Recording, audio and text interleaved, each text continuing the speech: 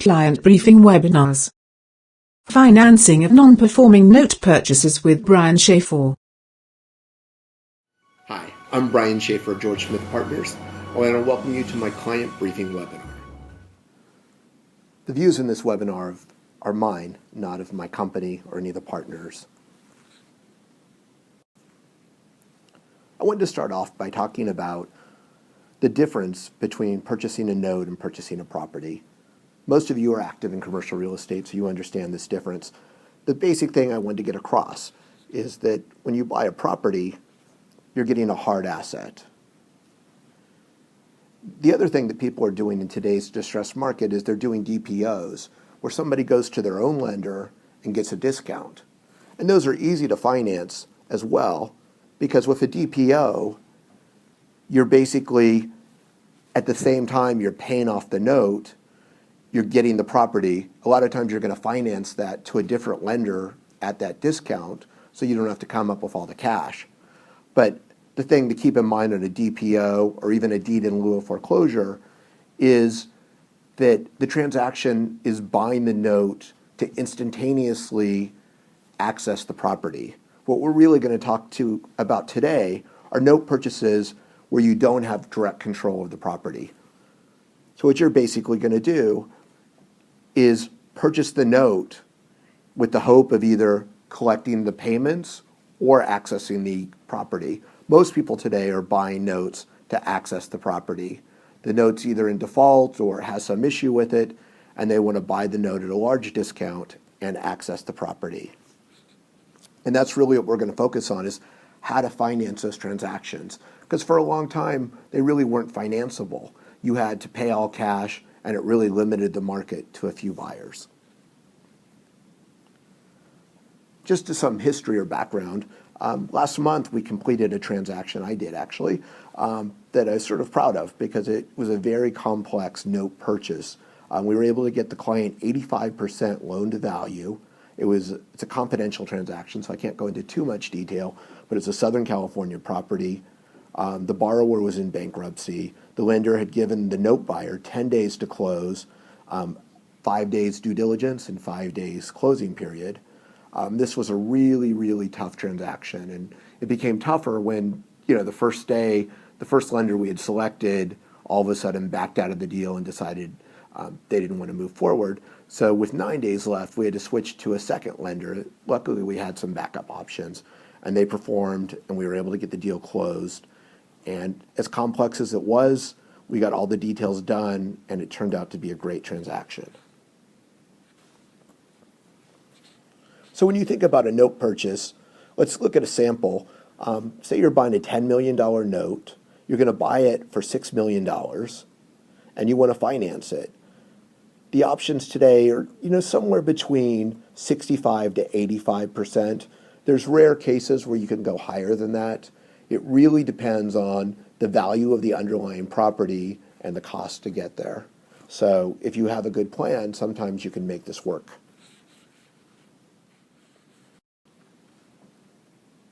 As you see, this is the bottom part of the transaction. So after you have that right to access the property, you're going to go find a lender and have them make a loan to you to buy this collateral. And the complicated thing, again, is they're not giving you a loan to buy a property. They're giving you the loan to buy a note on a property. So these are very hard to secure. So if we look at the whole transaction, you're going to buy the note for $6 million. So you now have the note for your $6 million price, but you don't want to put up all the money. So you're going to put up $900,000, and you're going to get a $5.1 million loan. And because this is not a real estate transaction, it makes it a lot more complicated. So what's going to happen is either you're going to do a collateral security agreement or a repurchase agreement with that note lender, because this is a mechanism for them to access the note. Because right now, all they have access to is a piece of paper, and without some type of security, you could go and sell that same note to 5 or 10 or 20 different lenders. So by either doing a collateralized security agreement, which I prefer over a repo agreement, but both of them give the lender some right to take that note at some point in time, usually retain a beneficial interest, but they have the right that if you're doing something wrong or you're not performing properly, they can access that note because that's the only security that they have. And we can go into details. Again, you should always consult an attorney and someone like me that's very experienced with doing these type of transactions.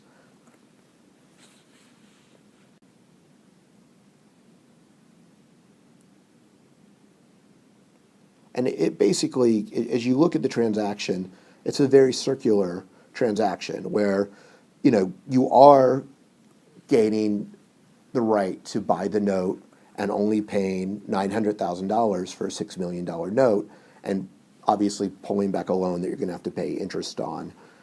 But the key to note is that it's just different than a traditional transaction, and you should be aware of that. And it is more risky, and a lot of attorneys are going to advise you that that note lender is in a very powerful position. So you want to go with somebody that's respected and well known as a lender, because they have to do what they say they're going to do, because they do have certain rights under the agreement, just like you have certain rights under the agreement. And because they're putting in $5.1 million in this particular example, and you're putting in $900,000, they're going to try and protect themselves more than you're protected. So I mean, that's something to take into account. So if you want full control of the note, a lot of times you have to pay all cash. By going to a note purchase agreement, and there's different forms in every lender, there's no standards here because there's no law that gives anybody the right to foreclose on a note loan. So they're in new territory, you're in new territory. The industry standards have really been some type of collateral security agreement or some type of repurchase agreement. And I would be careful of repurchase agreements to the extent that we've seen some tax issues and other issues arise because of them. To me, the most important thing is to have a plan on getting in and a plan on getting out. You got to know who the lender is, what they're willing to take, and how you can access that note to purchase it. And at the same time, you have to know just as well what your plan is to get out. Because the last thing you want to do is get in and not have a sure way to get out. And the key thing that any lender is going to look at that's going to give you money to do one of these transactions is how are you going to get out? So, I mean, you could be buying a performing or a non-performing note, but you're just buying the note. And you want to make sure that you get the original note and the original deed of trust from the lender. They're going to use an allonge to sign it over to you once you make that purchase. And that'll be done through usually a standard, 10, 15-day escrow. They're usually very quick transactions, and the due diligence period is usually limited. You want to make sure you do have a due diligence period, though, because there are a lot of issues with notes. And I've seen people go out and buy notes sight unseen and think, oh, I'm buying it at a 75% discount. It's a great deal. It doesn't matter. It's not a great deal. There's so many things that can go wrong, and it's such a complicated transaction that it's best to have some due diligence period. And it's even better if you can do some advanced due diligence and make sure you're getting what you think you're getting and find out exactly what the lender's been through. When we look at it, there's really, as far as I'm concerned, there's 5 ways of getting out of one of these notes. You can basically make an agreement with the current holder. You can foreclose on the current holder. You can pay them something to go away and give you the property. You can work some other type of deal where they can stay in the property and pay you some amount of money that works for you and maybe write down their loan amount and restructure their current loan. Or you can find somebody else that you're just going to sell the loan to. So those are really the options.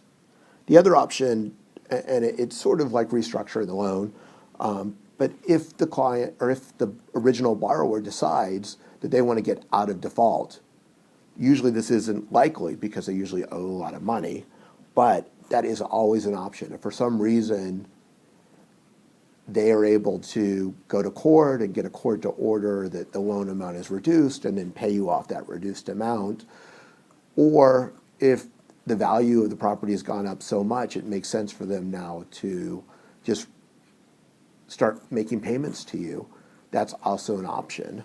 And it gets very tricky because I've seen people go in to buy a note post-bankruptcy. So the bankruptcy court has already made a ruling. They've worked out a payment plan for the borrower, and now the borrower is making payments under that payment plan. And I've seen people go in and say, well, they were in default. I think I can foreclose on them and get them out of the property.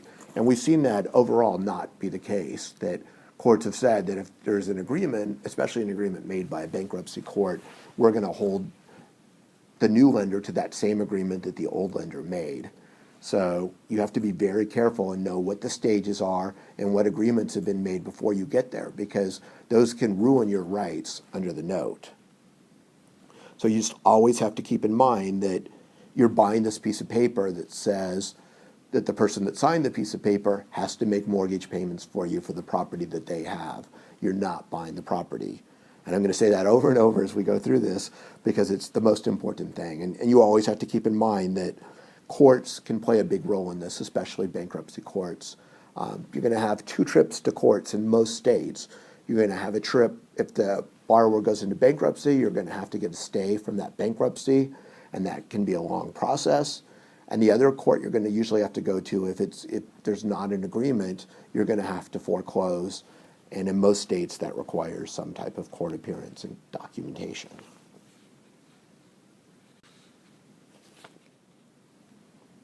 So as we look at the overall capital stack, you always make sure you understand what the as-is value of the property is today.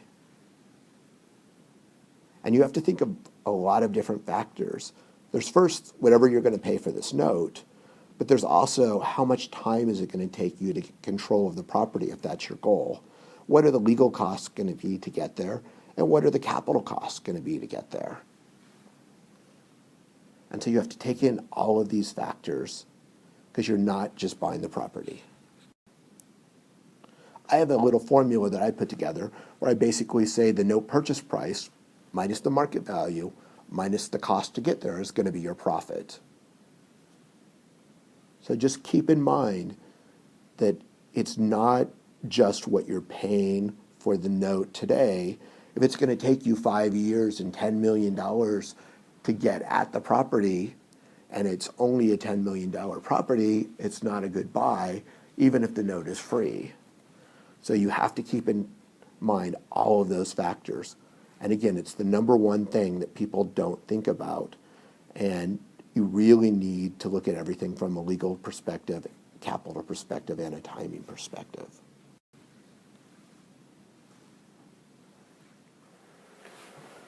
So we're running out of time. If you want to email me or call me, I can go over with you all the key questions that you need to think about when doing a note purchase and financing that note purchase. The key is being with somebody that understands the process and can get it done. Because time is of the essence, and you usually only have one chance to make these deals close. We can do loans from $1 to $100 million. Typical structure is anywhere from 6 months to 3 years. Rates vary a lot depending on if it's a bank or a hard money lender doing the loan. Usually it's around 9 or 10%. In some cases, we can do really low aggressive financing, as low as probably 5.5%. And in some very risky cases, it's going to be as high as 15%. There's also going to be points and other fees that are going to be added.